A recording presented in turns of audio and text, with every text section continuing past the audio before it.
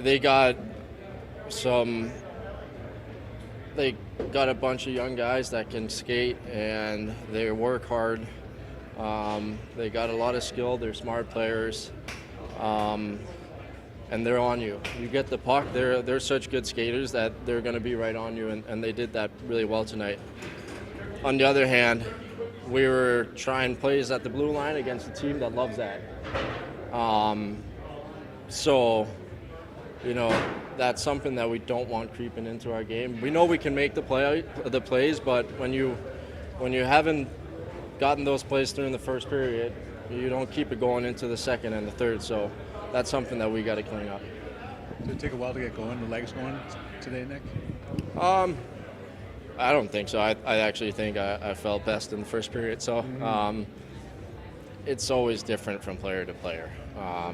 Some guys, they feel better in the first, some guys feel better in the third, and even then it varies from game to game.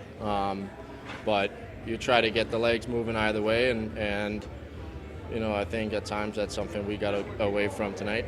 Just on the goal itself, like when you're knowing on when to challenge, what's going through your mind, or how do you know how to attack Jacob in that situation?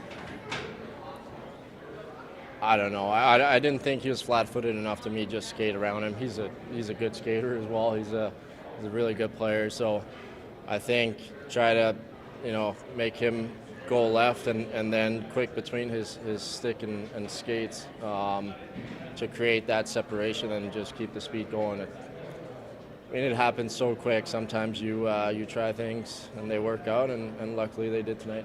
On the back end, did you see a spot there on purpose? The backhands are usually pretty hard for goalies. Sometimes we don't know where they're going, so the goalie doesn't know either. Whereas on a forehand, you usually pick a spot and you hit it pretty well.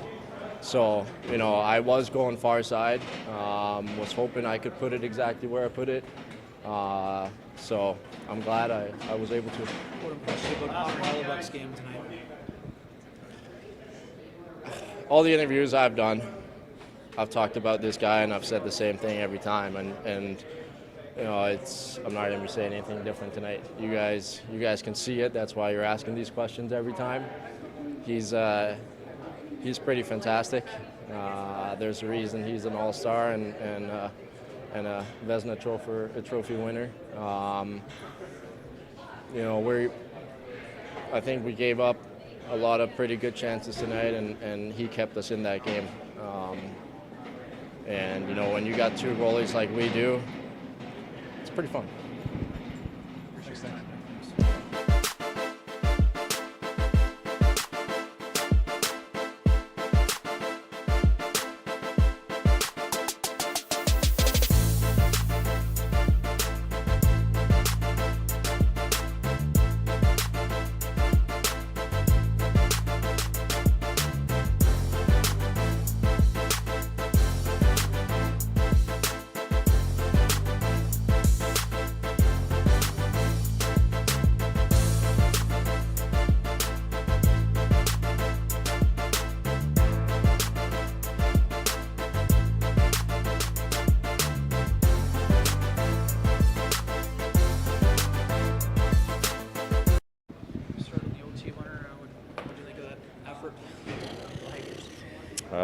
Unfortunately, we see it on practice against us as defensemen all the time. So he's a special player, makes special plays like that, turning nothing really a simple one-on-one into an unbelievable highlight reel game winner. So Fly was fantastic. What made it challenging to create offense for your group today?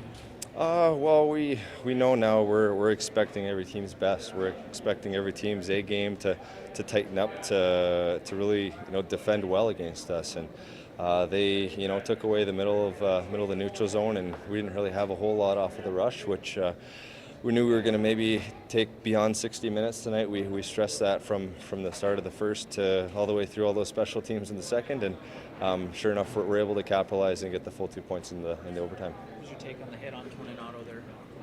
I honestly didn't really see it. I more heard it, saw Tony down, and just want to get in there from a teammate.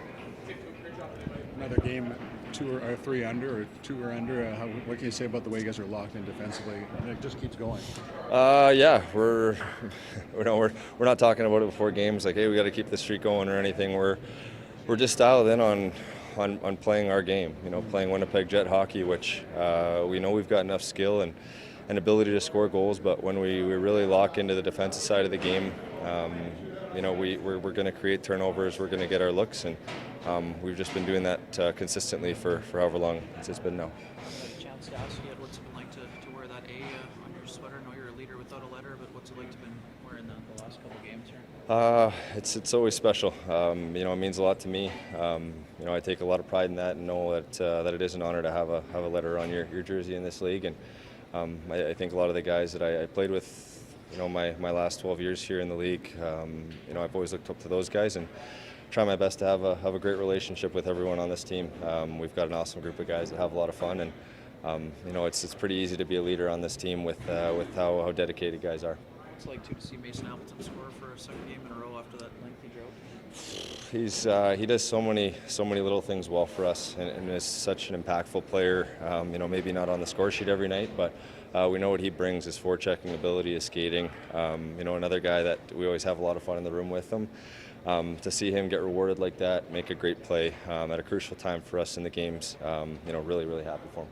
What about Dylan Sandberg? About that play started. I mean, he's not a flashy guy, but how would you describe his continued development here this year? Yeah, Samby again, just a simple play, and I think that's when he's at his best. He's making those simple plays and not trying to overcomplicate it. A simple flip out of the zone, realizing their D are gapped up like that. We get a 3-on-1, and next thing you know, it's a big goal for our team. So again, Samby, I think all of us are really dialed in defensively right now, and it's nice to see him get rewarded for offense there too.